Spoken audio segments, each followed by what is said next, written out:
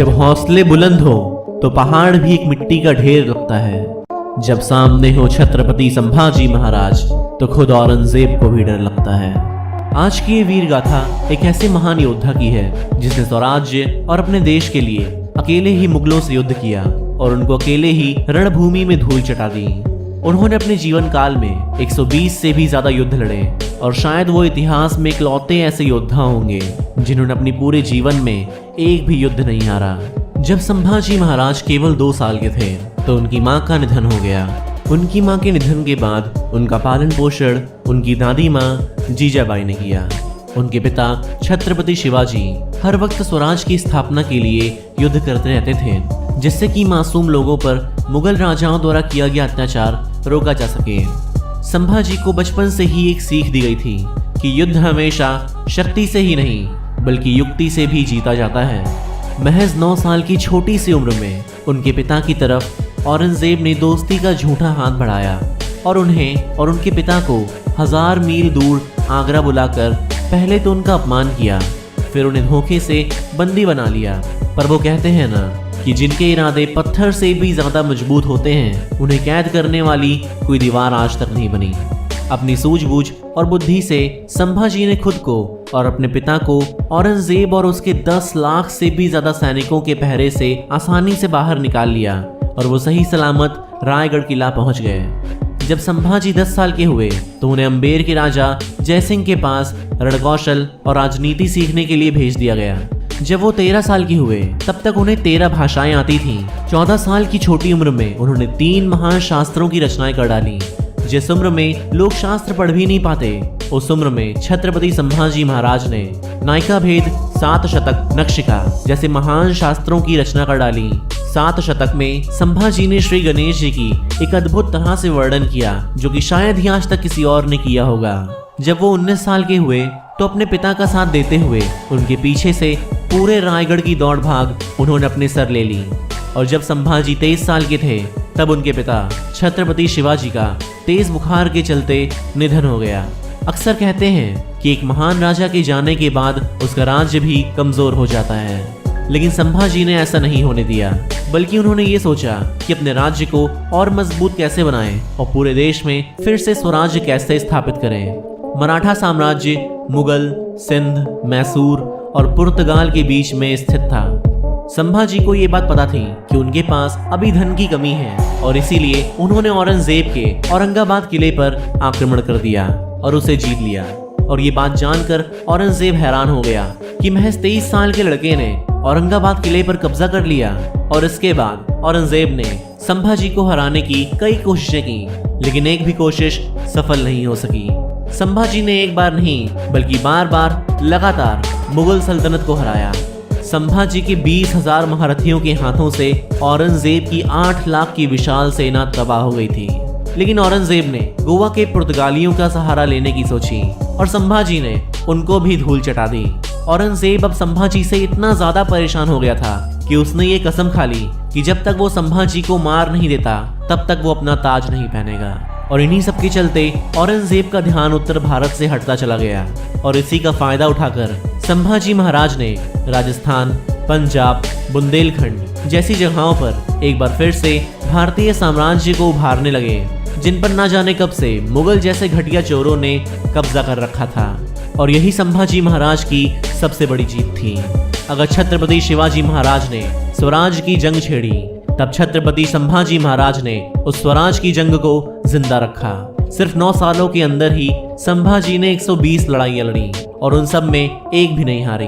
अब औरंगजेब जैसा घटिया कायर ये तो समझ गया था कि संभाजी जैसे शेर को युद्ध में पराजित कर पाना उसकी औकात से बाहर था, क्योंकि संभाजी राजे से औरंगजेब पिछले 9 सालों से मात खाते चला जा रहा था और संभाजी को मारने के लिए उसने अपनी घटिया चाल चली।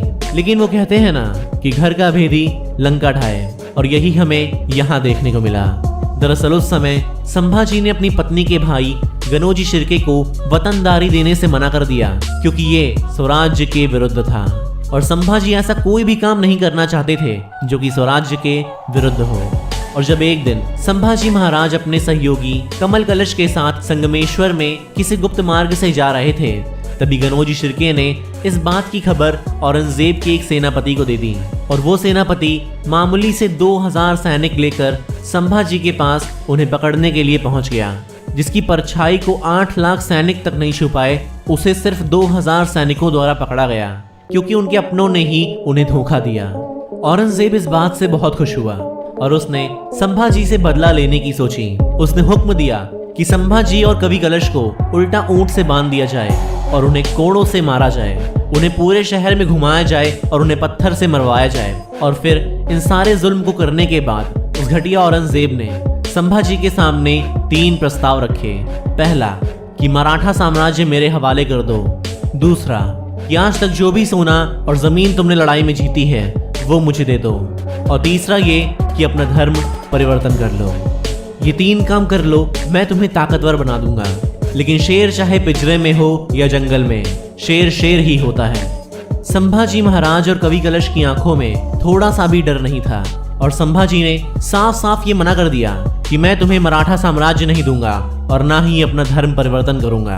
तुम भले ही मुझे 1000 बार मारो, मेरे शरीर के टुकड़े टुकड़े कर दो, लेकिन फिर भी मैं तुम्हारे आगे नहीं झुकूंगा और कभी भी इस्लाम कबूल नहीं करूंगा। संभाजी महाराज और कवि कलश को 40 दिन तक जेल में लोहे की जंजीरों में कैद करके रखा गया और उन दोनों ने ही खाना और पानी का त्याग कर दिया। उसके बाद संभाजी और कवि कलश पर बड़े ही बेदर्दी से एक एक करके अमानवीय अत्याचार किया गया। अगर आपका दिल कमजोर है तो इस हैवानियत को मत देखिएगा। संभाजी महाराज और कवि कलश के दोनों हाथ और पैरों के नाखूनों को बड़ी ही बेदर्दी से निकाल दिया गया। उनकी शरीर से उनकी खाल को निकाल लिया गया। औरंगजेब रोज शाम को आकर संभाजी से पूछता था कि क्या तुम्हें मेरी शर्तें मंजूर हैं, लेकिन संभाजी उसके किसी सवाल का जवाब नहीं देते। उसके बाद औरंगजेब के हुक्म पर संभाजी और कवि कलश की जबानें कटवा दी गई और वो घटिया औरंगजेब वहीं नहीं रुका। उसने गरम गरम लोहे की सलाखों को लेकर कवि कलश और संभाजी की आंखों के अंदर डलवा दिया और उस पर लाल मिर्च लगवा दी। उनको असहनीय दर्द दिया। लेकिन अंत में औरंगजेब ने संभाजी की वीरता के सामने हार मान ली और कहा कि मेरे 4 बेटे हैं संभाजी, अगर उनमें से कोई एक भी तुम्हारे जैसा होता तो मैं पूरे हिंदुस्तान तो क्या पूरी दुनिया पर अपना कब्जा कर लेता। और औरंगजेब ने फिर गुस्से में आकर यह हुक्म दे दिया कि काट डालो संभाजी और कवि कलश का हर एक अंग और उनके छोटे छोटे टुकड़े कर नदी के पास फेंक दो। मुगल सल्तनत में औरंगजेब जैसा घटिया और अमानवीय हैवान कोई नहीं था। और इन सब के बाद सारे मराठा एक हो गए। उन्होंने संभाजी महाराज और कवि कलश के शरीर के टुकड़ों को नदी से उठाया और उन्हें सिलकर उनका अंतिम संस्कार किया। लेकिन अब हर घर महल बन गया, हर औरत सेना में आ गई, हर पत्ता तीर बन गया। और उसके बाद दोबारा युद्ध छिड़ गया और इसी के साथ खत्म हो गया उस घटिया औरंगजेब का सुल्तान बनने का सपना। और कुछ ही साल के अंदर डेक्कन की भूमि में ही वो मारा गया। वो वहीं खत्म हो गया और पूरे देश को कभी नहीं जीत पाया। गर्व है मुझे, मैंने जन्म लिया ऐसे देश में जहां संभाजी महाराज का जन्म हुआ। पर दुख है मुझे क्योंकि आज मेरा देश ऐसे वीरों को भूलता चला जा रहा है। आज हमारे हिस्ट्री की बुक्स में संभाजी के जैसे महान राजा का कहीं भी जिक्र नहीं मिलता और एक घटिया मुगल सल्तनत का झूठा इतिहास हमें पढ़ाया जाता है। अरे मुगल तो इतने ज्यादा कायर थे कि वो अपनी बेटियों की शादी तक नहीं करते थे, वो भी सिर्फ इस डर से कि उनकी बेटियों का बेटा उनकी राजगद्दी का दुश्मन ना बन जाए। जिस शाहजहां और अकबर को अच्छा कहा जाता है, उन्होंने अपनी सारी बेटियों को हरीम में डलवा दिया था और उनके साथ ना जाने कितनी बार जबरदस्ती की थी। और आज हमें ऐसे गिरे हुए घटिया लोगों के नाम के आगे महान लगाकर दिखाया और पढ़ाया जाता है। हम जल्द ही आपके सामने इन मुगलों का सारा काला इतिहास लाने वाले हैं और जिस तरह का मानवीय अत्याचार औरंगजेब ने छत्रपति संभाजी महाराज के साथ किया, उसे हमारे देश का कोई भी सच्चा देशभक्त नागरिक माफ नहीं कर सकता। और जो लोग ये सोचते हैं कि जंग और इश्क में सब कुछ जायज है, तो ये बहुत ही ज्यादा घटिया और गिरी हुई सोच है। क्योंकि अगर ऐसा है तो बॉर्डर पर सिपाहियों का सर काटने वाले भी जायज हैं और लड़कियों पर एसिड फेंकने वाले आशिक भी जायज हैं। तो ऐसी घटिया और विशाली सोच को बढ़ावा ना दिया जाए। देश धर्म पर मिटने वाला शेर शिवा का छावा था, महापराक्रमी महाप्रतापी एक ही शंभू राजा था। अगर आपको संभाजी के बारे में जानकर गर्व हुआ तो इस वीडियो को हर किसी के पास जरूर शेयर करिएगा ताकि उनको भी संभाजी के बलिदान के बारे में पता चल सके। धन्यवाद। वंदे मातरम।